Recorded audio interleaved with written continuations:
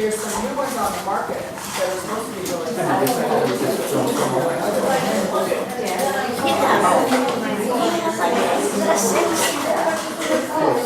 When did you have that? We switched over to you get all these. I need to look at that because I'm thinking about upgrading. Don't show her. I was thinking about upgrading Okay, it. here's the problem. Yeah. Yesterday, I went to the house and down, okay? What's the back down? That's how I watched this. Brake vibrate, and so I pulled over to see messages. Looked at it, I had 12 voice messages and Maybe. 8 text messages. Oh, it didn't reach you at your house. Didn't reach my house. That's your T-Mobile. But that's from last week. Is that a 6 or 6 plus? 6. It's cute. Oh, thanks. Don't start it, Jab. Jab's not just not Well, I'm busting over his phone. Nice. Oh, it's like really That's the light. one. Yeah, every week I go work with this one. That's okay, because I need, I have an auto lock. This is great. We'll see. We'll see. And the problem is, where is your I want to be able to like, and then they want you to. Like I told her too, I said, whenever I get the house, I said, You would be right.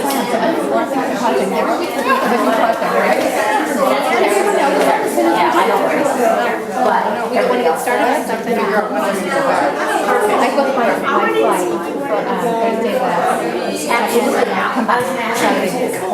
yeah, I promise you. I know, so I figured that way. It's just like it's only for almost 6 months. Body opening competition is happening.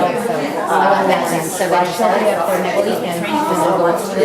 Even higher in this one, which code it's like more down for the trainer. Oh, good. Yeah, so you just help them understand if there's somebody there. Training. I think it's a good thing. It's a good thing. You probably eat so many Well, no, yeah. It's a chicken. And it's like brown rice, sweet potatoes, and broccoli and chicken, and eating 7 times a day.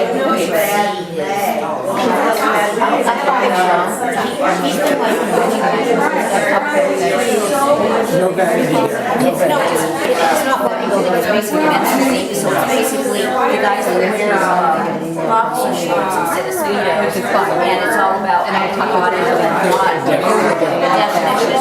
And you know, it's what I go to.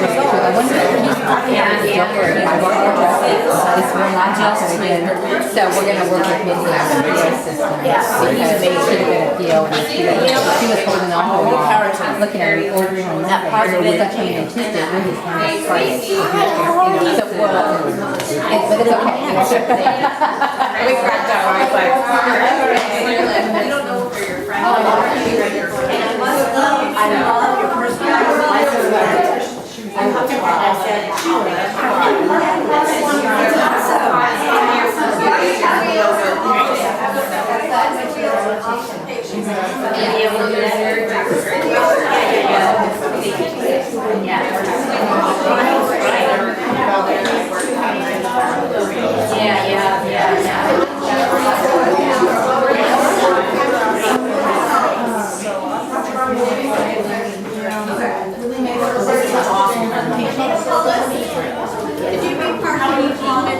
I guess the street is filled, so it's very party inside.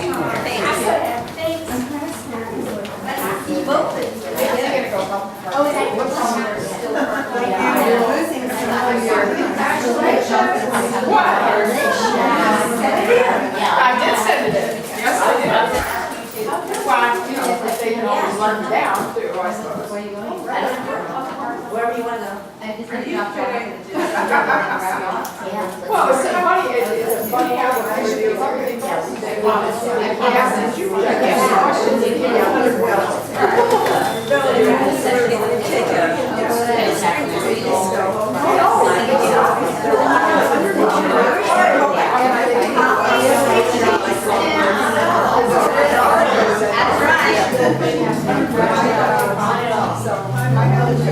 So it was easy, actually, it's easier. Oh, yes. And all the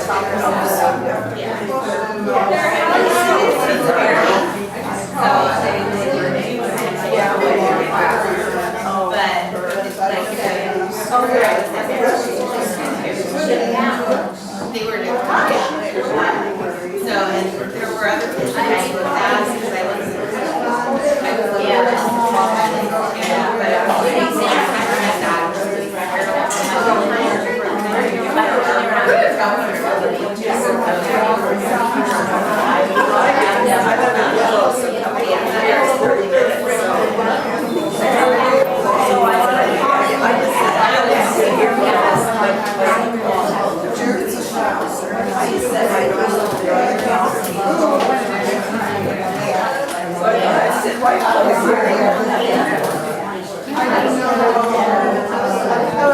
Hi, how are you? Good.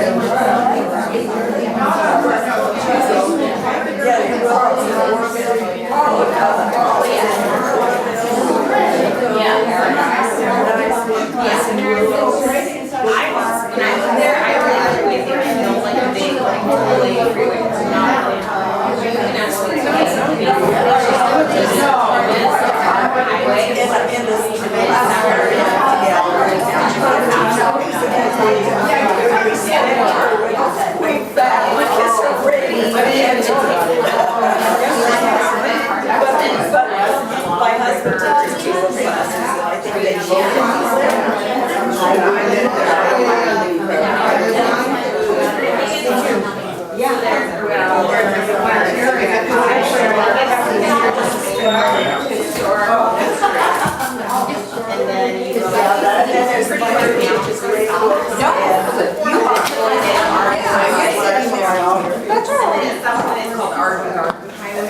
there has to be more. Is there another book?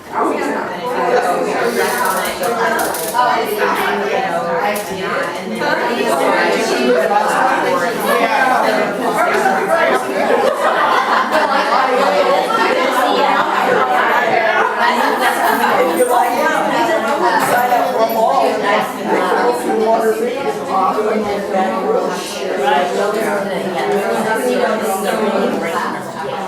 When they're sitting pretty strong.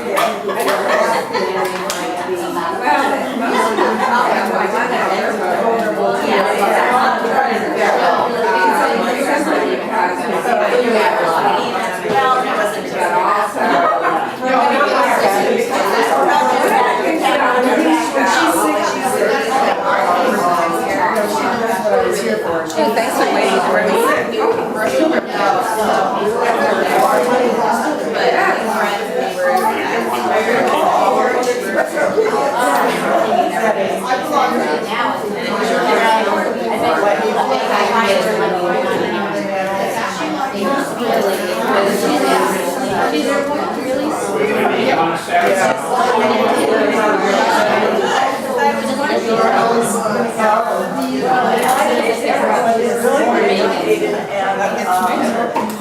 Have you ever watched them?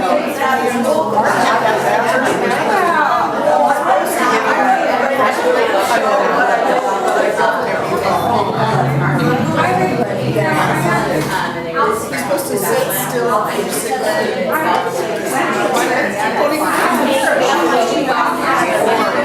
I watched like a video of how this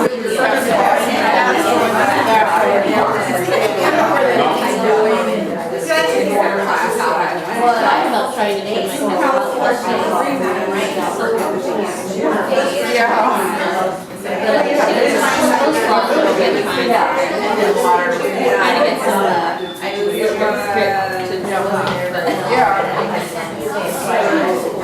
Well, our cat sits on the lap. His claws are too long.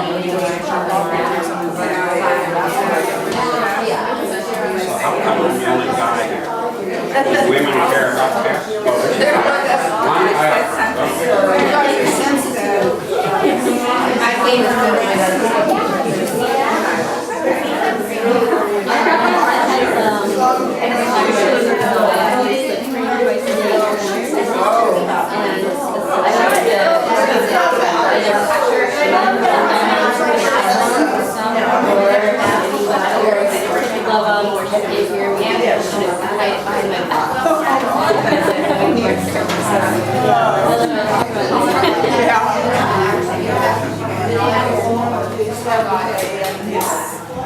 Cats can get over it. All right.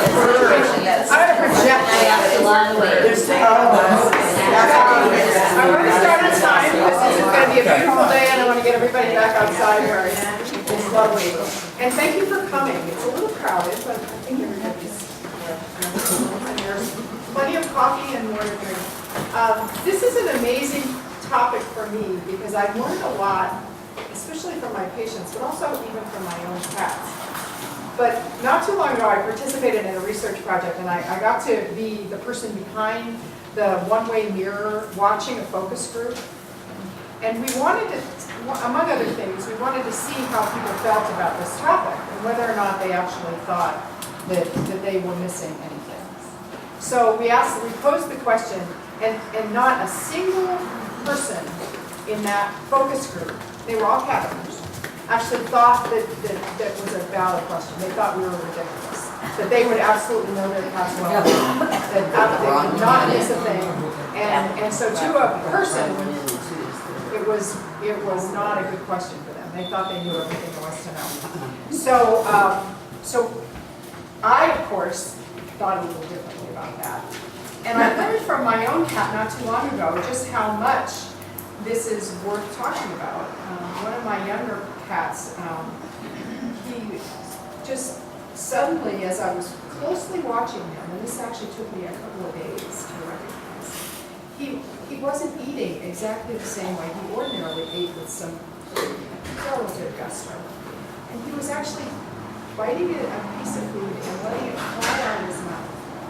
That was the only clue I had that there was anything wrong with him. Turned out he had a really significant viral enteritis, and by the time I got him into the hospital, he had lost over half before I came. So here I am with 20 years experience as a veterinarian, and I missed it for a couple of days. So it's really a valid subject for us to talk about, and we'll be as brief as we can. I hope I get a chance to answer your questions. So first we have to talk about who cats are, because in order to understand why they do what they do, we have to understand how they think and who they are really. And they are actually the same. I'm a little new at this, so bear with me. So we need to understand who they are because we domesticated them about 10,000 years ago, or so we thought. The truth of the matter is they're still the same creatures they were 10,000 years ago. They just live in our houses instead of out in the woods. So they're territorial. Now when you think about territorial, think about your house. A week or so ago, I rearranged 2 big easy chairs in my house, in my living room. That's all I did. And for hours after that, they were on the chairs and they were moving around. What happened here? So territorial animals really want to know everything there is to know about the place that they live. And the reason for that is that they're solitary hunters. And if you're a lone hunter, you better know everything there is to know because you need to know what all the perils are. You need to know if there's anybody out there who wasn't there the last time. They communicate differently, but the same way that they did 10,000 years ago. They communicate with us, humans, differently, but they communicate with each other exactly the same way. And their behavior cues, the way they interact with each other and the way they interact with us and how they act in the world are the same as they were 10,000 years ago. So we brought this really interesting creature into our lives and we didn't change it very much. Now think about what we've done to cows and pigs and dogs and other animals that we've domesticated. We've changed them really dramatically. Cats, not so much. They're still the same animals they always were. And in the wild, they rarely leave home. They get to know their territory, and they stay there. They don't leave. So imagine how stressful it is to move home. They are resource dependent, and that means that when we first brought them into our lives, it was because we stopped being hunter-gatherers, and we started staying in one place, and we started growing grain. And they were actually very much a help to us to keep the vermin under control so we actually didn't lose a lot of the grain. So we welcomed them into our communities, and that's where they stayed, because they're dependent upon how much food there is. In the wild, in communities, they're basically female driven. The males stay on the periphery. They're not very good dads. And they just stay out there guarding the territory and hunting, but they don't stick around with kids very much. Their social structure is a really recent development. So they used to be solitary hunters staking out a territory. They lived with their moms until they could hunt on their own, and then they went off. But when we created this abundant food, then they were able to stay in one place and form what we call now colonies. Outside contact with others was kept to a minimum. So if you were a cat trying to make your way into a colony, you were basically driven off, because that resource was a finite resource, and we don't want anybody sharing it. Right? Now all of this adds up to, headed in the wrong direction. This will all add up to what we're going to talk about as a rule, because it's who these creatures are that drive how they behave. So they have no hierarchy. You know, we talk about alpha cats. Everybody talks about alpha cats. No such thing. There are bullies, and there are shy cats, and everything else is pretty much a big middle. So in dogs, you know, you can really actually look at a true hierarchy, but there isn't one in cats. And so they don't have any need to cooperate. You know, they just don't have to be nice to one another. They don't have to work out the differences. Hi, come on in.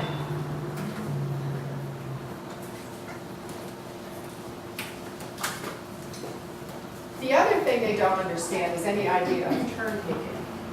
And that becomes really important when we talk about food feeding, especially cats that are unrelated to one another.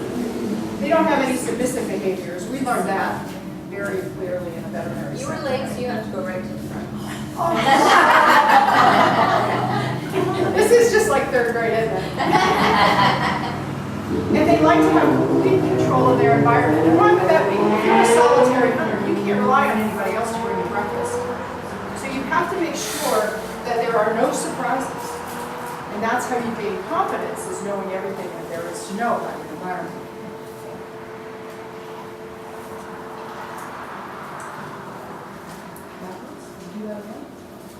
Now I go this way. So how do they communicate? They communicate in large part by touching one another. You can see these cats doing some things I'm sure you've seen your own cats do. Grooming one another, touching tails and things like that. They do that to maintain their social groups. And those social groups are very, very important in minimizing stress in a household. And we're going to talk more about that in a minute. But those are what are called the affiliatives. Those are the ones that are socially related to one another.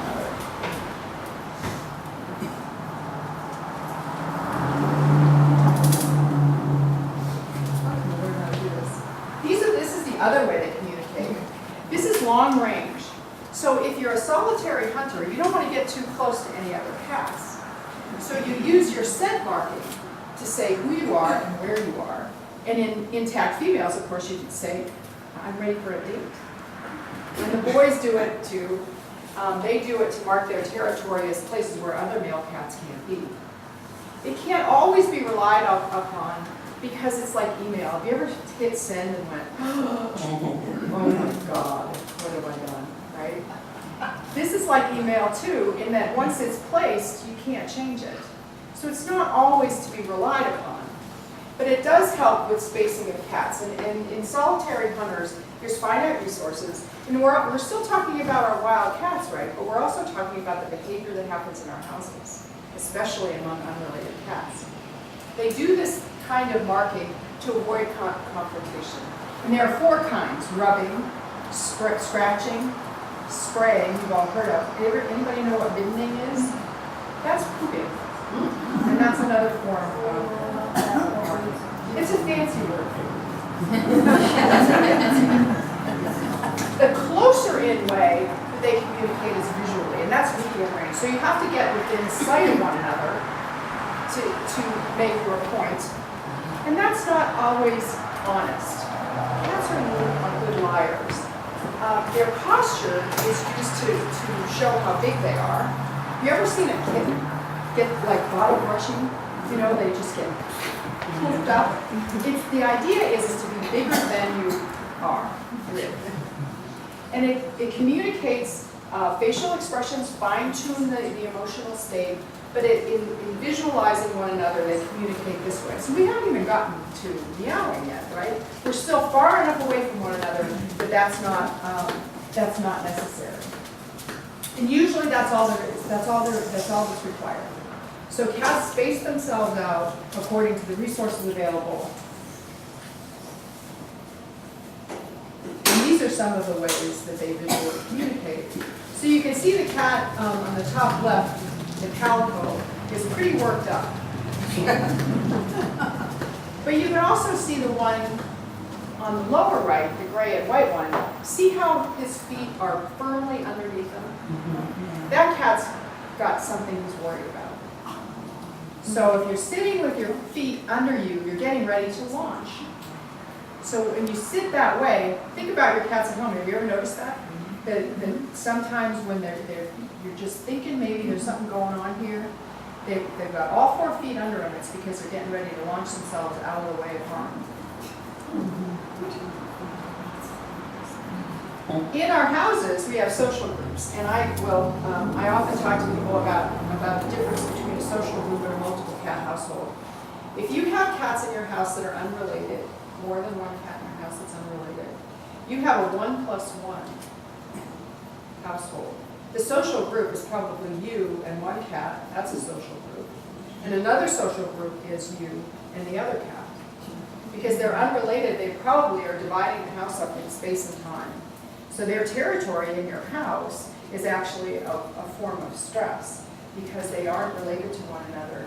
They aren't actually a social group. And the way you know whether cats are social groups or not are these 3 behaviors.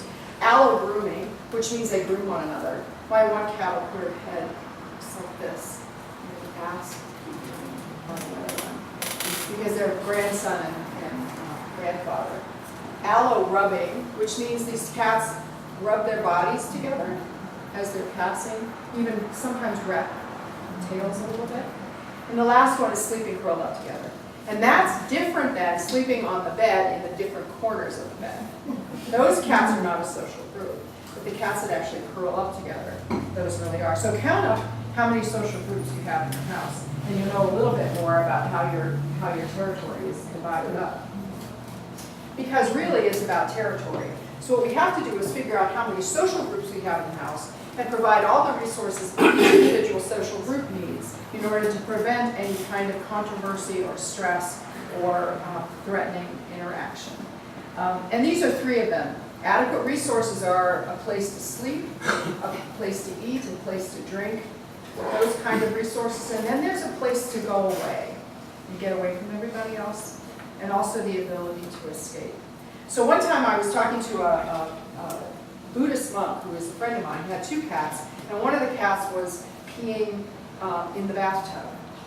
And it turned out that that particular cat was being bullied out of the litter box that was placed in a bathroom with only one route, with only one door. That was the only litter box. And so that cat, the bullied cat, could guard the litter box and prevent that cat with the cat that he didn't want to share with. So the easy fix to that was another litter box in another location in the house, and it solved the problem. So it's adequate resources for the number of social groups you have. And of course the ability to escape is a big part of that. So in the household, if cats are forced to share, that's a big stressor in unrelated cats. A lot of people tell me that they have 4 cats, for example, and they feed them all in the kitchen in the morning. They say, well, they all eat together.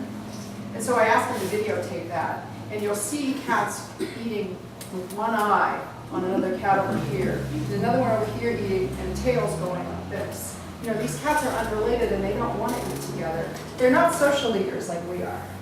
They don't want to go out with their friends and sit around for an hour and have to eat. They would just as soon eat alone in a place they felt safe. They don't like to share bathrooms, as I said, and unrelated cats don't like to share physical space. They divide up the house in time and space. So if you have 2 unrelated cats, you won't find them in the same room necessarily at the same time, but they'll occupy that space just at different times of the day. So they're solitary hunters. They need to be healthy in order to hunt the next day. They're also a prey species. They're not the type of species to cooperate. They're very, very close to our original ancestors. That was called Felis libica. It was North Africa where they originated. And we think that it was around 10,000 years ago, as I said. So they're kind of control freaks, right? They like to control everything. And you probably have friends like that, you know, the people that want to control every last detail of everything in the world. And all of those things can result in stressors. And then you add on top of that some kind of illness, injury, discomfort, pain, any of those kinds of things, that stressor becomes a real big problem. So you can see the cat in the lower right-hand corner though is really quite laid back. So this is one of the first of the subtle signs of illness. And that is just not using the litter box in the same way. Now that can be really in large part a function of different kinds of physical stressors, bladder and urinary tract infections and those kinds of things. And those are the kinds of things that I can help you with. But you need to rule those out first, because I've maintained over and over again over all these years, it is really much easier to solve a health problem than it is to solve a behavior problem. So you want to make sure that those are ruled out first. But if you have a kitty that's not using the litter box appropriately, there may be some other kinds of things going on here. Among them, what we just talked about, which is that need for territorial integrity in cats that are unrelated. So we need to make sure our houses have the kind of resources we need to keep these kinds of things from happening.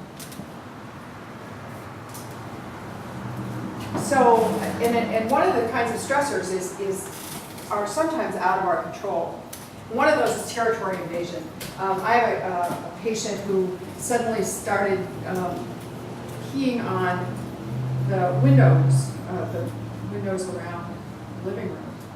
And it turned out to be because a new cat had been hanging out in the neighborhood in that yard. And the cats have a sort of a concentric kind of territory, but that yard that cat could see outside was part of his territory. And he couldn't get to that cat to drive him away. He was helpless. And he had to just watch that cat walking in his own yard. So we solved that problem, but you could see why you would begin to think it might be a health problem, but it wasn't. It was a problem of a perceived threat. So I always tell people that if you're going to feed any stray cats, please don't feed them near the windows. Feed them around back of the garage. Feed them far away out back of the barn. Feed them in places. I don't discourage people from making sure the cats get enough to eat, but just don't allow your cats to see them being fed. In the household, these kinds of things happen all the time, especially in the university community. Kids come and go from college. People leave on vacation. What do your cats do when you get your luggage out? Freak out. Mine do too. And then dramatic schedule changes. You know, someone that has always been home during the day gets a full-time job. Those kinds of things are real stressors for cats because they like everything to be just like it was yesterday. They want it just like it was yesterday. And then there are bully cats we talked a little bit about. And finally, the most important thing that we talked about earlier is inadequate resources. If you understand the social groups that live in your household, you'll know how many litter boxes you need to keep these kinds of things from happening. These are changes in interaction that can be incredibly subtle. The cat on the right is just leaning away. That cat is absolutely stressed out to the max. They're kind of like, I want to go to bed for the rest of the day and put my head under the covers. That's the level of stress that a cat's experiencing. And just look how benign it looks to us. That cat's just leaning away. So, and very often, you don't see the kind of things in the lower left-hand corner, but you do in the upper left-hand corner. That cat's hiding in a carrier. And he's got, you know how cats love boxes? The reason they love boxes is because they can't be seen, right? They're a prey species, so you can't see them.